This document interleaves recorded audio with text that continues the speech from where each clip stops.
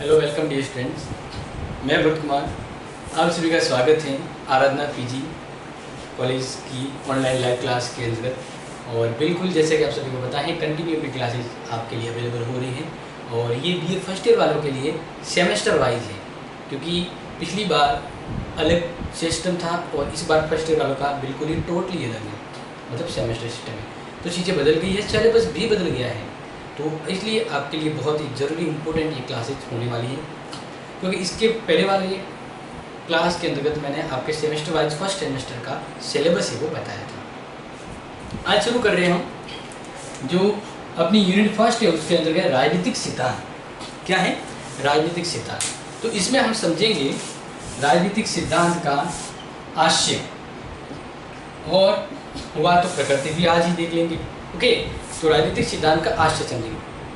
तो सबसे पहला सवाल यही है कि राजनीतिक सिद्धांत की क्या आवश्यकता है, मतलब राजनीतिक सिद्धांत क्यों आवश्यक है। तो इसका सबसे सटीक आंसर होता है कि किसी भी विषय को स्व अनुशासन या अनुशासनिक विषय बनाने के लिए सिद्धांत की जरूरत होती है। किसकी जरूरत होती है? सिद्धांत की। तो सिंपली सबसे अगर कहा जाए इजीली जो आपको याद रखना वो ये है कि सिद्धांत है वो किसी भी विषय को अनुशासन और एक विश्वसनीयता प्रदान करता है। तो इस प्रकार से नोट कर लीजिएगा। आवश्यकता में 2 पॉइंट बताऊंगा आपको।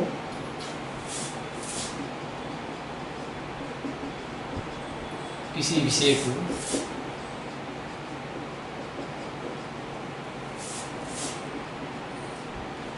अनुशासन, किसी भी विषय को अनुशासन और स्वनिर्देशित बनाने के लिए, या फिर अनुशासन एवं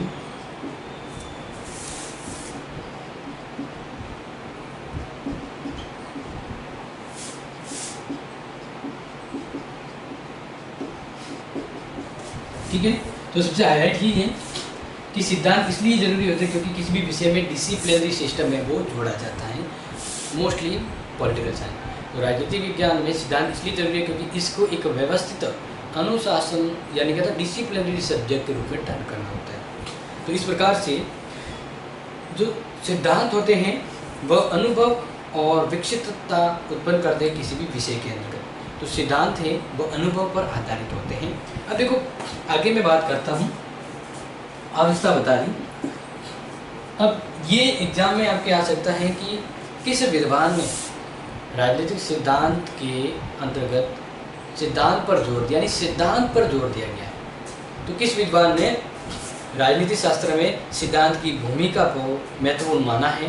डेविड स्टर्न।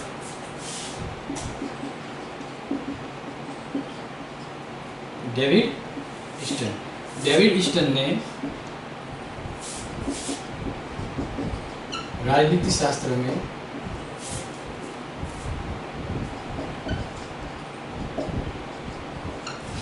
सिद्धांत की भूमिका पर बल दिया है। क्या दिया है? बल, यानी इनको इम्पोर्टेंट माना है। इस प्रकार से उन्होंने कहा है डेविड स्टर्न ने कि राजनीतिक सिद्धांत एक महत्वपूर्ण विचारधारा होती है, महत्वपूर्ण नियमों के संबंधित एक यानी नियमों का एक व्यवस्थित कह सकते हैं ना कि एक संग्रह होता है दस्तावेज। ये सिद्धांत क्या है? नियमों का एक संग्रह है जो किसी भी विषय को नियमित और अनुशासनिक बनाने में कार्य करता है। तो इस प्रकार से राजनीतिक सिद्धांत अपने आप में काफ़ी महत्वपूर्ण है। अब देखिए राजनीतिक सिद्धांत 2 तरह के माने जा सकते हैं। एक तो परंपरागत राजनीतिक सिद्धांत होते थे, एक आधुनिक राजनीतिक सिद्धांत है। तो परंपरागत राजनीतिक सिद्धांत है और आधुनिक राजनीतिक सिद्धांत, अगर इसमें कोई फर्क करना चाहे तो कैसे करेंगे, तो वो मैं आपको बता देता हूँ। परंपरागत राजनीतिक सिद्धांत और आधुनिक।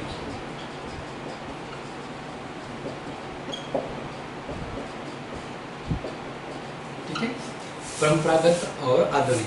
तो ध्यान दीजिएगा कि परंपरागत राजनीतिक सिद्धांत में मूल्यों पर महत्व दिया जाता है, मूल्यों का चिंतन किया जाता था।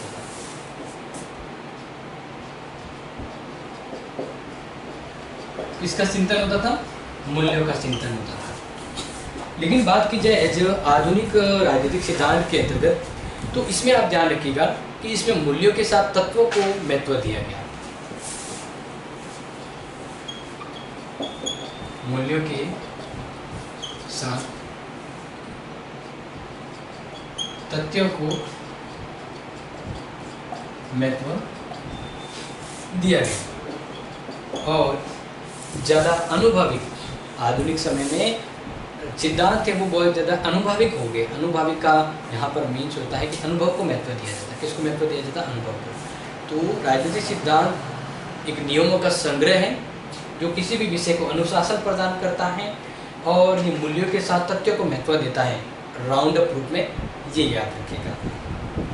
अब देखिए नेक्स्ट में आपको यहाँ पर जो समझा दूँ कि सिद्धांत को और अच्छे से अर्थ के रूप में हम समझें तो सिद्धांत को क्या समझेंगे, तो ध्यान दीजिए। देखिए सिद्धांत को अगर देखा जाए तो इसका एक अर्थ होता है कि किसी भी विषय को समझने का एक नज़रिया, एक दृष्टिकोण होना चाहिए और नज़रिया और दृष्टिकोण सिद्धांत के जरिए उत्पन्न होता है। तो अब अर्थ के हिसाब से समझते हैं इसको सिद्धांत।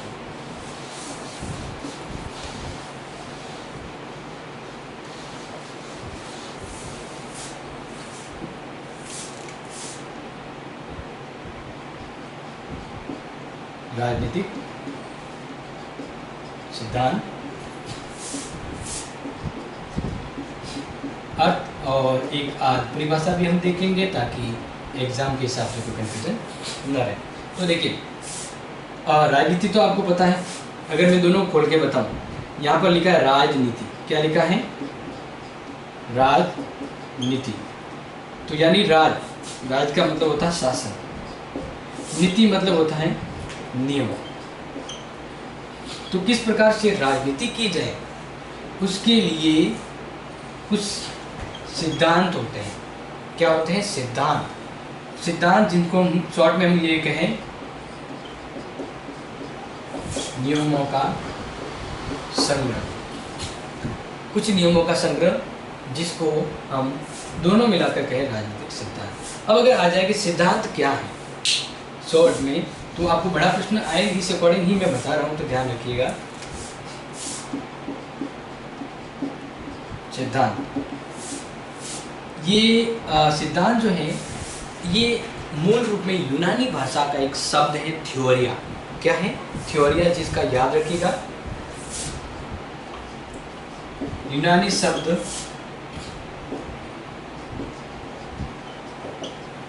थ्योरिया से लिया गया है और हिंदी में हम उसे सिद्धांत कहते हैं। थ्योरी जो आपका है थ्योरी, तो ये थ्योरी ही शब्द है, वो यूनानी वर्ड थ्योरी से उत्पन्न हुआ है। अब ये थ्योरिया जो है इसका मीन्स क्या है, इसका अर्थ क्या है, ये आपको समझना जरूरी है। ठीक है, तो ध्यान रखिएगा कि थ्योरिया शब्द का जो अर्थ होता है वो होता है समझने की दृष्टि। समझने की दृष्टि।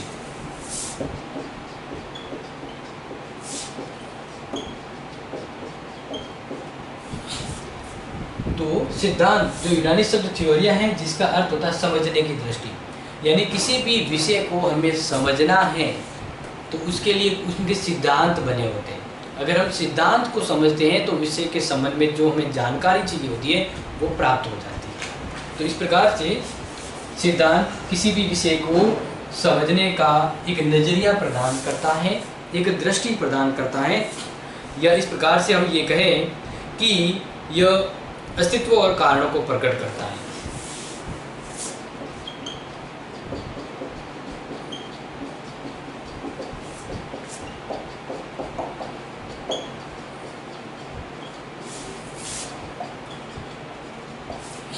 ओके, यहाँ तक क्लियर हो गया।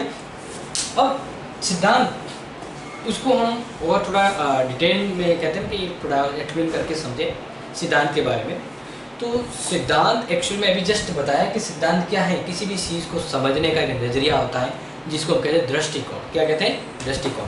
तो आपने नोट कर लिया होगा इसको, अब आगे देखिए।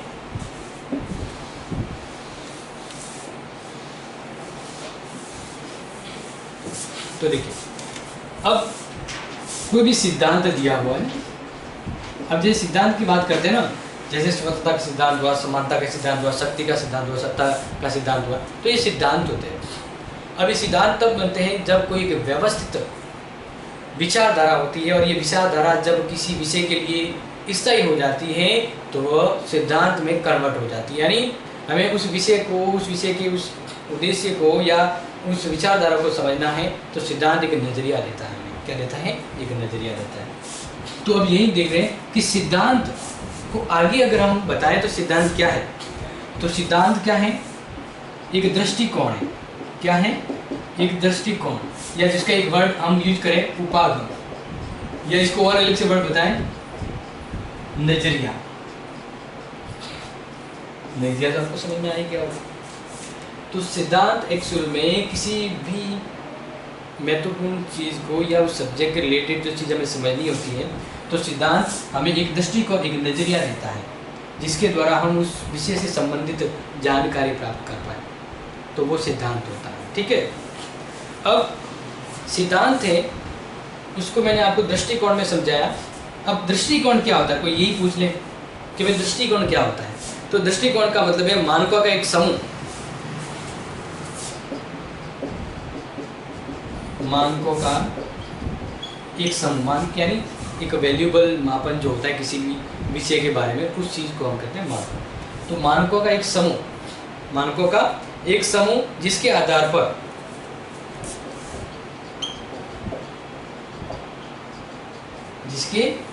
पर विचार विमर्श किया जा सके, जिसके आधार पर, और ये विचार कैसा करना है? सैद्धांतिक विचार।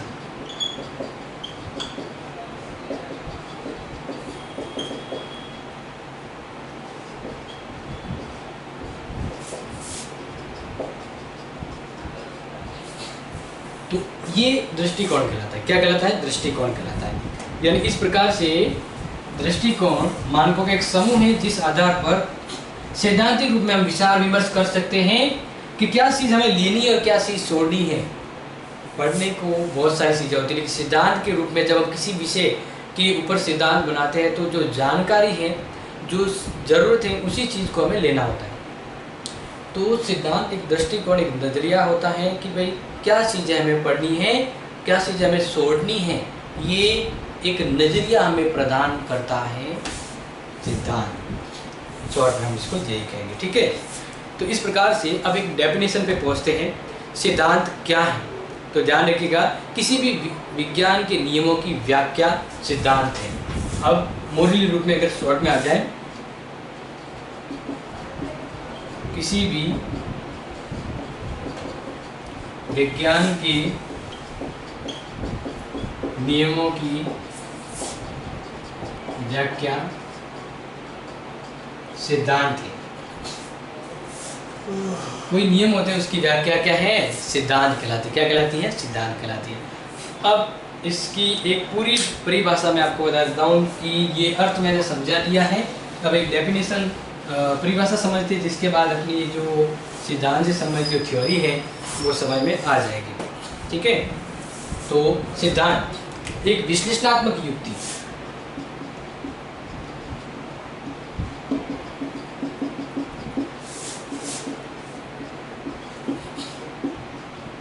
सिद्धांत क्या है? एक विश्लेषणात्मक, जिसका विश्लेषण किया जा सके। ठीक है।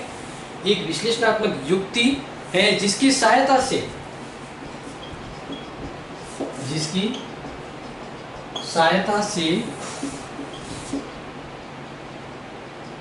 तथ्यों एवं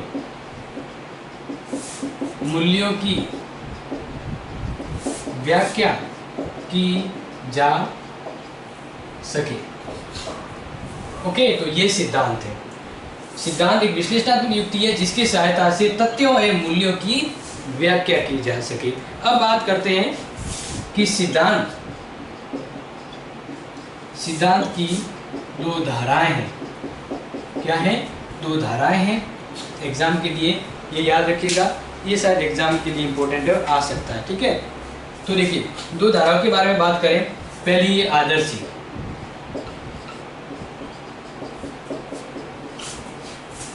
दूसरी है अनुभावी।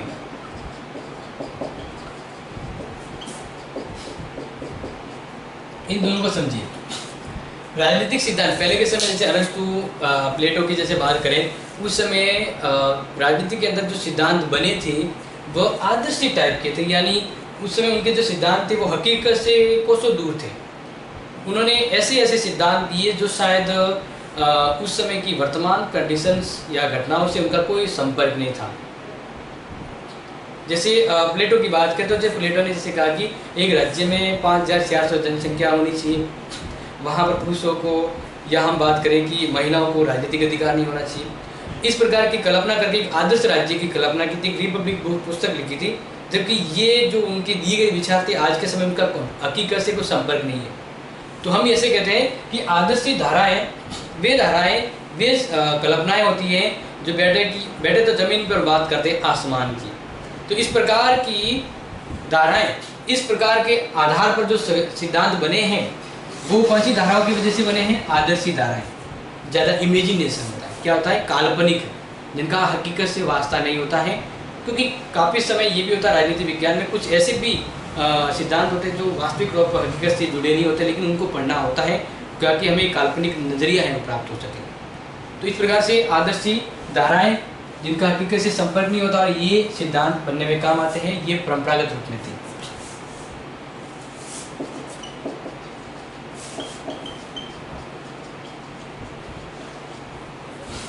और आज के समय हम जो सिद्धांत देख रहे हैं वो किस आधार पे बनते हैं? आनुभाविक धारणाओं के आधार पर, यानी रिलेटिव।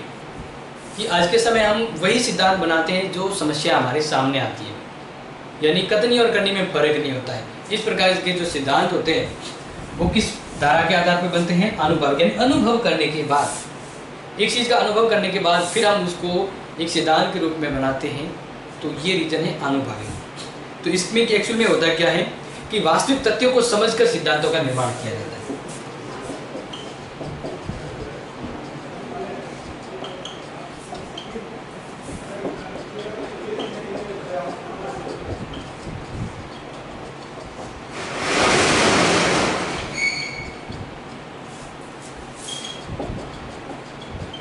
ओके, तो इस प्रकार से आज की जो क्लास में जो मैंने इम्पोर्टेंट जो बताया, अर्थ, परिभाषा और उसकी जो धाराएं, वो आप समझ चुके होंगे।